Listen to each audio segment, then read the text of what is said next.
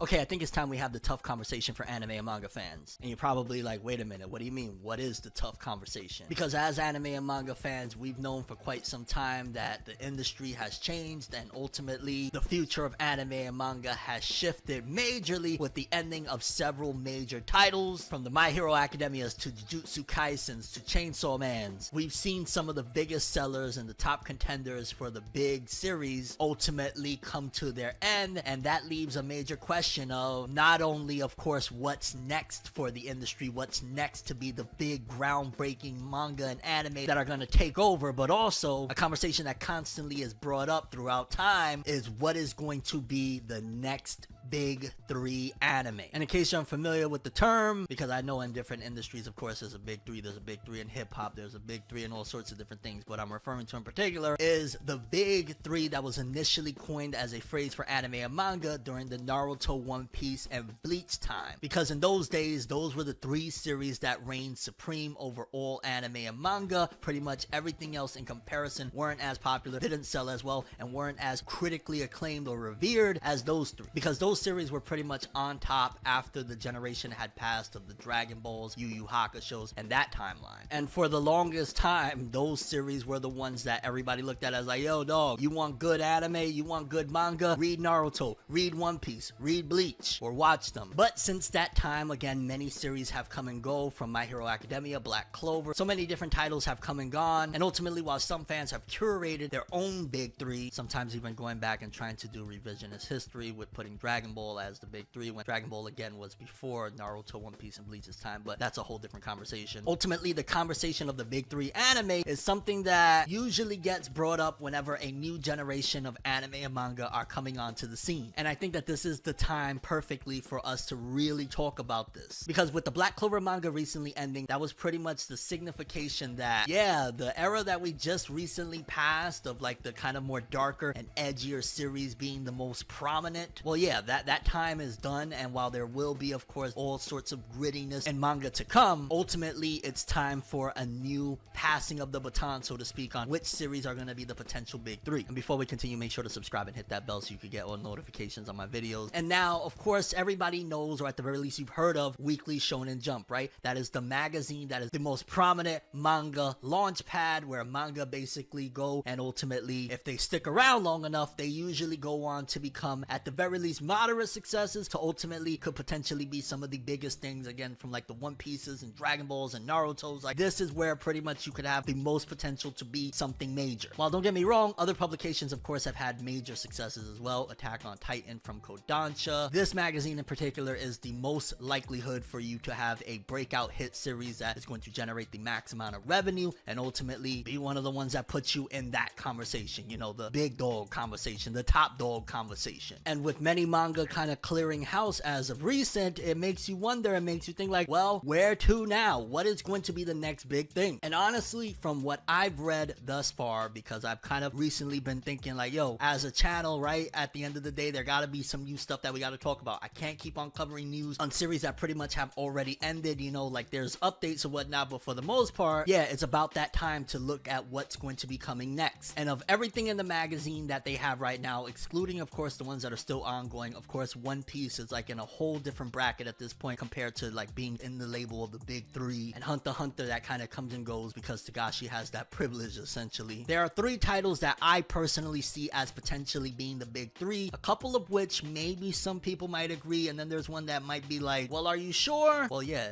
I'm kind of sure. That's why I'm going to be talking about it. Also, the fact that it feels like I haven't put the homies onto some new stuff in quite some time, so I think it's about time I tell you guys like, yo dog, these might be the next big ones. So the first on my list of the three series that I think are going to be potentially the next big three is, of course, one that you probably heard of, you probably think as well, if you're in tune with the scene of anime and manga, that, oh, this is probably going to be the next, you know, powerhouse, the next big seller, the next big, and that's, of course, the Big K, Kagura Bachi. Now, I talked about that series pretty much upon its launch, I want to say, so not completely new to this story, but in case you haven't heard of Kagura Bachi, well, here's a summary of it. Kagura Kagurabachi is an action manga by Takeru Hokazono, serialized in Weekly Shonen Jump since late 2023. It blends intense sword fighting, sorcery, revenge, and some emotional depth in a modern Japan setting where magic and underworld elements coexist. The story centers on Chihiro Rokuhira, a serious young man who trained as a swordsmith under his legendary father. Their peaceful life crafting special blades is shattered by a sudden tragedy. Now driven by vengeance, Chihiro wields one of his father's unique enchanted blades, powerful sorceress katanas, and sets out on a dangerous journey. He navigates a world filled with Yakuza-like organizations, powerful sorcerers, including a mysterious group called the Hishaku, and other wielders of enchanted weapons. The series emphasizes stylish, high-stakes swords battles with creative sorcery techniques while touching on themes like revenge, family bonds, the weight of legacy, and the cycle of violence. And before this series even launched, this was a very unique case that you probably never really heard of up until this point. And what I mean by that, the marketing behind this thing was absolutely genius. Because before chapter 1 even began, essentially some of the imagery of this manga, because it was such a beauty to look at, you know, it was just like really crafted art, like it just looked amazing. The character designs, everything about it had a very interesting tone that was, well, a radical departure from the rest. It exploded on the scene with so much conversation. Some might call it memes, but ultimately I always knew that it was for the most part a very strategic marketing campaign to kind of get people talking about this thing before it even began. And you gotta wonder, well, why would they do all that for an upstart brand new series, right? Like, just think about it for a second. They pretty much created this campaign, which some people be thinking like, oh no, it's totally luck and it just happened to happen that way. Just to throw you some knowledge, 99.9% of the time, if not 100% of the time, when stuff like that happens, when things go viral, it's never just luck or accidental. It's usually always behind the scenes stuff that is going on. So Kagurabachi just kind of exploding onto the scene in such beautiful fashion with everybody talking about it for better or worse, which for the most part, even when it was for worse, it was mainly just people joking about like, yo dog, we're really talking about a series that hasn't even began yet, what the heck? And yeah, it really, before it even started, already had a significant amount of word of mouth and even a fan base to a certain degree based off the beautiful art style alone. And just to give you an idea of things, yeah, there's quite a bit of source material that is already out there. As of the recording of this video, 100 plus chapters. About like 25 chapters in, and I gotta say, it has left a really strong impression thus far. The battles, honestly, is just like really, really epic. It gives you a blend and a twist of the detailed nature with a lot of intricacy of like a Jujutsu Kaisen without kind of overwhelming the reader, in my opinion. Because when it came to Jujutsu Kaisen, you kind of felt like to a certain degree, in order to understand every aspect, you needed a doctorate in the lore of this universe. While with this series, while yeah, there's somewhat a bit of phrases that you gotta kind of remember, like the sacred blades and stuff like that, but for the most part, it's pretty simple to follow in terms of like, it's really not all that complicated. The main character, Chihiro, from the very beginning to where I'm at right now, at the very least, has been straight up an absolute epic type of character. The supporting cast thus far has been, for the most part, alright. I'm not gonna completely overhype or oversell you on it. Like, Shiba is a pretty awesome character. Essentially, that's like a friend to Chihiro's father. Also somewhat of like a mentor type of character that's been helping to guide Chihiro on his quest of vengeance. There's Char, essentially a child that he has been protecting up until this point. And there's a few other characters, but the main cast also, I gotta appreciate that it's not overwhelmingly large. Like, there's a plethora of like villains or antagonists and stuff like that. And as things progress, I'm noticing that more characters are coming to this side. Again, I'm not caught up, so I don't know if these characters get killed off or whatnot. But the Sazumi clan, essentially like one of the brothers from there, also joins up. Like, there's a lot of really interesting aspects with these, you know, side characters or the supporting cast. But honestly, it just feels like an epic tale that each and every chapter you just continue on this adventure or this quest of vengeance. It doesn't really derail from the main objective of what Chihiro's trying to accomplish, of essentially gathering these sacred blades that his father once created. It doesn't really dabble into like all of the other elements like that anime and manga have traditionally in the past done. Like, as far as like humor and laughs, it doesn't completely deliver as much as maybe you would like. There are jokes from time to time, but it's pretty straightforward, a serious tale of action,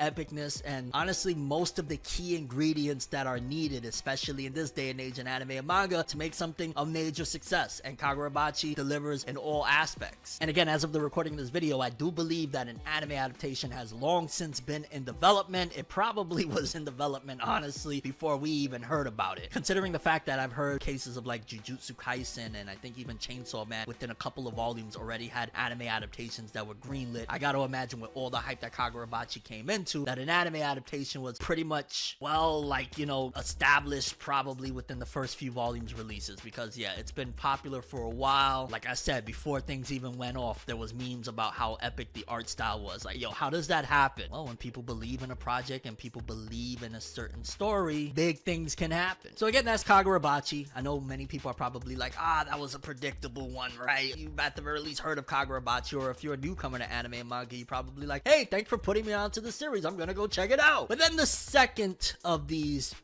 big three potentials that I foresee possibly being the ones that take over Weekly Shonen Jump and ultimately catapult to success is a series that is also pretty successful in its own right. Honestly, opposed to Kagurabachi, that seemed like it had very much so an aggressive marketing campaign from the very beginning of like, yo, this is an epic series, check it out. This series kind of wasn't a slow burn, because based off what I've read as well, again, not caught up, about maybe 10, 11, 12 chapters in at this particular point, it kind of feels like a mixture of the traditional sense of a feel of anime and manga, where you get some humor, you get some, like, you know, adventurous aspects, magical aspects, but then also it seems like it can get pretty serious when, well, the main MC really starts to get a little bit loose. And the series that I'm referring to is Ichi the Witch. And I'll give you a brief synopsis of this series before we get more into it, but I gotta say that, again, the reason I'm bringing this one up is because I very much so believe in this series' potential to be a success. Ichi the Witch is a fantasy manga series by Osamu Nishi and Shiro Usazaki, serialized in Weekly Shonen Jump since about September 2024. In a world where dangerous magical creatures called magics exist, only women can become witches by hunting them and completing unique, often extreme trials to absorb their powers. Men are believed incapable of using magic. The story follows Ichi, a feral, self-taught boy hunter who lives alone on Druid Mountain, surviving by hunting animals under a strict death for death code. Essentially think like, yo dog, if you come for mine, I'm coming for yours type of deal. During a massive battle between the powerful magic king Uroro and the strongest witch Descaras, Ichi unexpectedly intervenes, defeating a powerful magic, and becomes the world's first male witch, upending the established order. The series blends action, magic hunting adventures, and themes of prejudice as Ichi proves himself in a female-dominated witch world. It's gained strong popularity for its fresh premise and fast-paced story. And honestly, from what's been read thus far, it feels like a very fun adventure. Gives me maybe a blend of the adventure aspect with like a pairing of, like, I want to say Dragon Ball, but for some reason I'm thinking of like Opart's Hunter. It's a series by the creator of Naruto's twin brother Seishi Kishimoto. But at the same time, I also really appreciate that it kind of feels like a brand new story, something that really hasn't been done before with still familiar elements. Because again, the main character is in this world that men,